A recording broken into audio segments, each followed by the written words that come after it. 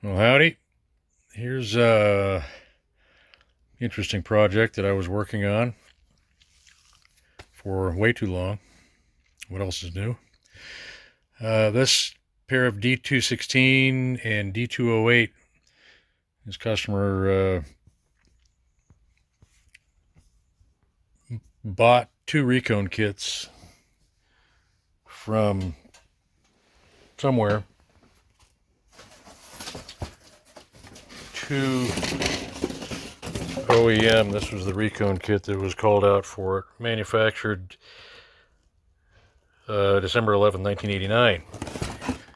At that point in time, and here's the other one.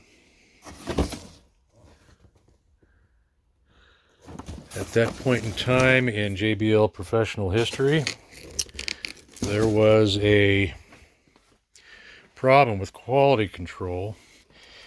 If I'm able to, I will stitch a still photograph that I took of the recone kits that came in, but to make a long story short and maybe understandable, quality control was all over the place at that time, and the spiders on the cone assembly were misaligned. And if I can, actually, here's one of the original cone assemblies that came out of it. But the spider, and if I can stitch hopefully I can stitch the photograph in the video, this was way up here.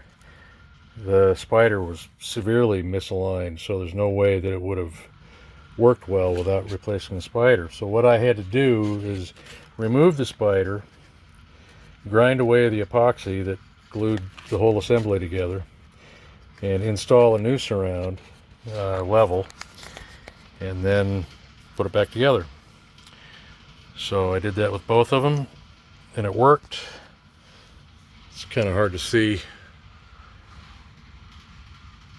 Can't really get the camera in there because this driver's so small. But cleaned up the motors and recharged them and all that kind of good stuff. I had to reinforce the cones because they were old, brittle. So that's, I guess what I'm getting at is that's one of the risks of buying new old stock recone kits that were never used from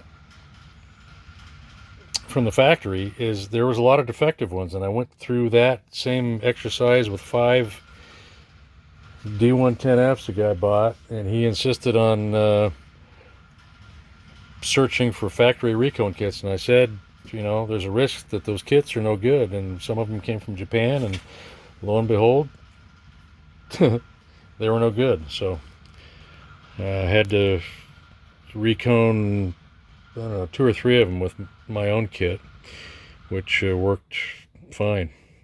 Anyway, so this is a speaker you don't see very often. There are parts available for it, but we decided to forge ahead and use the factory kits, and he's building a Bel Air,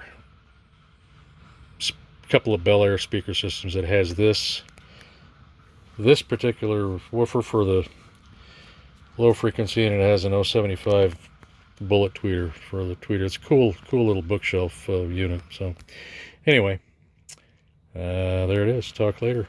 Bye.